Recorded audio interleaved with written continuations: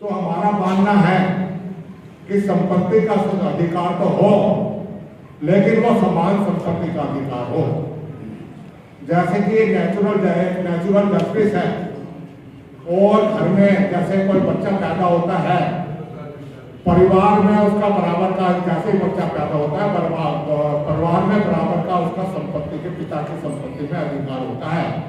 उसी तरह ये न्याय का तकाजा है कि जैसे ही कोई बच्चा देश में पैदा होता है तो जो देश की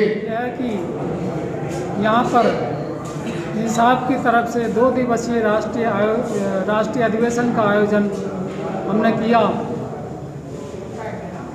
19 और 20 फरवरी आज इसका दूसरा दिन है, और इस राष्ट्रीय अधिवेशन में हमने कुछ ज्वलंत समस्याओं पर जो हमेशा रहती हैं उन पर चिंतन मनन के लिए हमारे बहुत सारे समाज सुधारक, विद्वान साथी, लेखक, चिंतकों को आमंत्रित किया।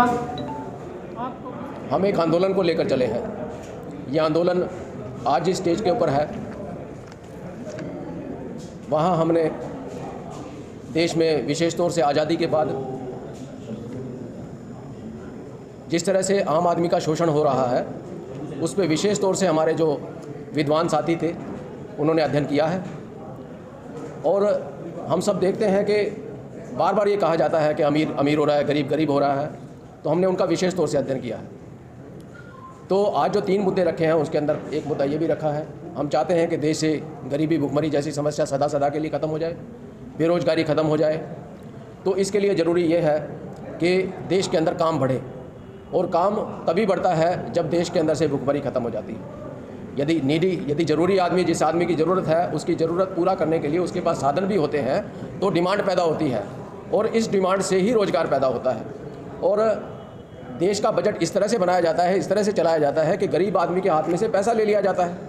तो गरीब आदमी के हाथ में जब पैसा नहीं होगा, उसके पास साधन नहीं होंगे, तो ना उसके पास कपड़े खरीदने की ज़रूरत रहती है, ना अनाज करने की ज़रूरत रहती है। तो जब ये ज़रूरतें उसकी नहीं रहती हैं, तो समाज के अंदर से डिमांड ख़त्म हो जाती है।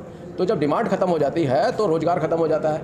तो ये वस्तु स्थिति होती है। हम इसको समाज को समझाना चाहते हैं कि जो सरकारें हैं जो बन रही हैं वो आपको उल्टा पाठ पढ़ाती हैं। तो ये उल्टा पाठ पढ़ाती हैं और गरीब आदमी से पैसा लिया जाता है। हम चाहते हैं कि पैसा अमीर आदमी से लगे और अमीर आदमी से पैसा जो है गरीब आदमी के हाथ में जाए।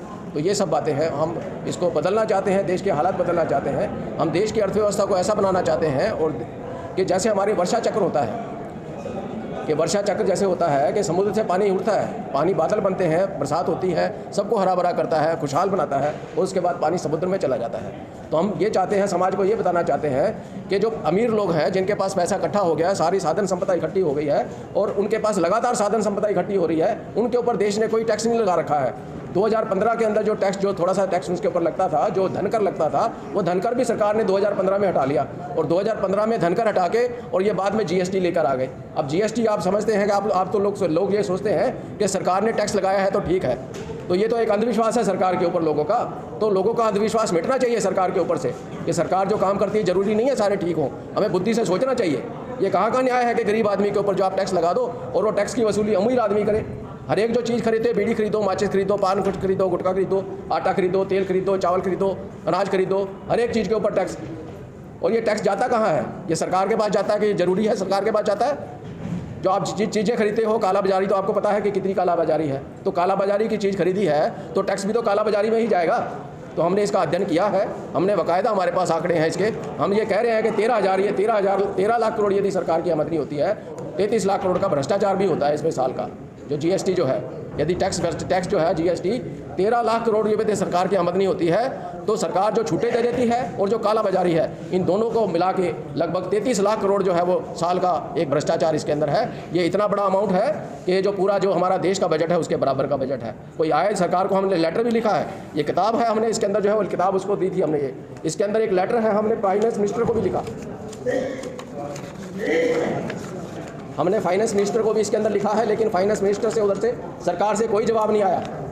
हमने 2018 में ही लिखा कि ये भ्रष्टाचार चल रहा है तुम्हारा, लेकिन कोई उधर से सरकार ने कोई जवाब नहीं दिया। हमने दिल्ली गवर्नमेंट को भी लिखा, हमने जितने सांसद से सबको भी भेजा, लेकिन वहाँ से कहीं से कोई जवाब नहीं आता है। तो अल्टीमेटली सारी सरकारें जानती हैं। हम पब्लिक को समझाना चाहते हैं कि पब्लिक को चेतना चाहिए इसके लिए। जब पब्लिक चेतेगी, हर एक जो है इनके जो सांसद है उनसे पूछेगी, तब ये इसमें बदलाव आएगा और हम एक ऐसा नया राष्ट्र का निर्माण करेंगे जो बेगमपुरा राष्ट्र, जो बेगमपुरा की एक संकल्पना थी रैदास की कि देश के अंदर कोई टैक्स ना हो, कोई जात बरादरी ना हो, कोई ऊंच नीच ना हो, सारे बेगम बेखौफ रहे।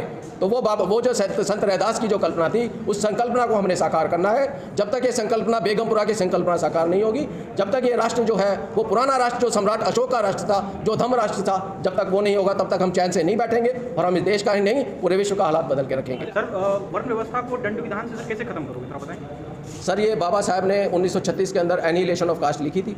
एनिहिलेशन ऑफ कास्ट के अंदर उन्होंने कहा था कि ये जो व्यवस्था है, इस व्यवस्था के लिए इसको खत्म करने के लिए कोई दंडात्मक कानून बनना चाहिए। हमने सती प्रथा बंद की, एक कानून बनाया। हमने जो दहेज प्रथा के ऊपर कानून बनाया। हमने जो है वो शुद्धिकरण होता था, शूद्रों का शुद्धिकरण होता था। हमारी बहू बेटियाँ जो उनके पास शादी से पहले वहाँ जाती थी, शूद्रों की बेटियाँ जो है ब्राह्मण के पास, हमने उसके ऊपर कानून बनाया। हमने बालिका के ऊपर कानून बनाया। तो ये जो वर्ण व्यवस्था है, वर्ण व्यवस्था को हम ये प्रचार करते हैं। गांधी कहता था कि वर्ण व्यवस्था बहुत बढ़िया है और यदि वर्ण व्यवस्था के हिसाब से सारे काम होंगे तो देश बहुत तरक्की करेगा। आज भी वो लोग हैं, आरएसएस के लोग हैं और ये जो भगवाधारी लोग हैं वो ये कहते हैं कि वर्ण व्यवस्था बहुत अच्छी चीज़ है, इसके अंदर थोड़ी सी बिगड़ाव आ गए हैं, वो बिगड़ाव सुधर जाएंगे तो बहुत अच्छा होगा। तो सिद्ध करें ना इसको। अच्छा, 2 दिन का राष्ट्रीय अधिवेशन रहा इंसाफ का, जो प्रमुख बिंदु हैं थोड़ा सा उनके बारे में और बता दीजिए दर्शकों को, हमारे को, कि किन प्रमुख बिंदुओं पे जो है विचार विमर्श किया गया। नहीं, प्रमुख बिंदु जैसे हमारे पहले से ही हमारे राहुल जी ने आपको बताए हैं, उन्हीं बिंदुओं पर विशेष तौर से व्यवहार किया। और बाकी हमारा जो प्रतिनिधि सत्र था उसमें हमारे जो कहाँ क्या क्या हमने प्रयास किए, वो लोगों ने, हमारे जो साथियों ने अपनी अपनी रिपोर्ट दी उसके अंदर। इंसाफ की अगली तैयारी क्या है? आज 2 दिन के राष्ट्रीय अधिवेशन के बाद अगली तैयारी क्या है इंसाफ? जो हमने अभी मुद्दे रखे हैं, इन प्रस्तावों को हमने अडॉप्ट करेंगे इनको, और इन अडॉप्ट करने के बाद इनको मुद्दों को जो है समाज के बीच में लेके जाएंगे बड़े पैमाने के ऊपर। और आप लोगों का हमें उम्मीद है कि आप लोगों का पूरा सहयोग मिलेगा और आप लोगों के सहयोग से हम ये जनमानस को तैयार करेंगे। जनमानस तैयार होगा तो जनमानस ऐसी संसद बनाएगा जिसके अंदर आजकल जो अरबोंपति जा रहे हैं, अरबोंपति की बजाय वहाँ पे गरीब आदमी वहाँ पर संसद के अंदर चुन के जाएगा, और जो गरीब आदमी वहाँ से संसद में चुन के जाएगा तो गरीबों के हक की बात करेगा। क्या इंसाफ जो है राजनीतिक संगठनों को सपोर्ट करता है या राजनीति करता है, ये और बता दीजिए। वास्तव में मैं कहूँ तो राजनीति तो हम ही कर रहे हैं, बाकी तो सारी जो है वो गाल बजाई कर रहे हैं, एक दूसरे को गालियाँ दे रहे हैं। हमने अपने सामने, आपके सामने रखी है कि राज की नीति ये होनी चाहिए। तो मैं जो है बाकी राज सत्ता की तरफ जा रहे हैं, हम सत्ता के भूखे नहीं हैं, हम राजनीति के भूखे हैं।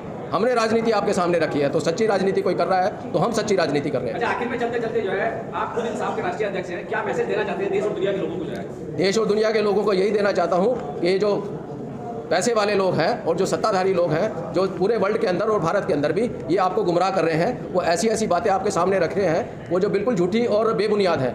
अभी इकोनॉमिक्स की बात करूँ तो आपको ये कहा जाता है कि हमारी जो ज़रूरतें हैं वो असीमित हैं। हमें जब हमने पढ़ा था, हमने भी ये पढ़ा था और आज भी ये पढ़ाया जा रहा है कि आदमी की ज़रूरतें असीमित हैं और संसार के अंदर साधन संसाधन सीमित है। ये बल्कि उल्टा है।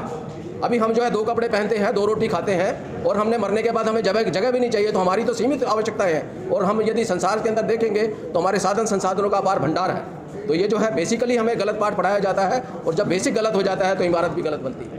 ये नई किताब लॉन्च, ये नई किताब ये पहले इंसाफ के महानतम प्रेरणा स्रोत ये पहले प्रकाशित हुई थी। इसका संशोधित और परिवर्धित संस्करण ये अभी इस राष्ट्रीय अधिवेशन के मौके पर ये प्रकाशित हुआ है। आज इसका ये मैं पब्लिक के बीच में इसको विमोचन किया जाता है इसका। आप लोगों ने अपना कीमती समय में दिया, धन्यवाद सबका। और हमें अपेक्षा है कि भविष्य के अंदर भी आपका सहयोग इस सामाजिक आंदोलन के और ये देश के बदलाव के अंदर आपका सहयोग मिलता रहेगा। धन्यवाद। Thank you sir, thank you so much.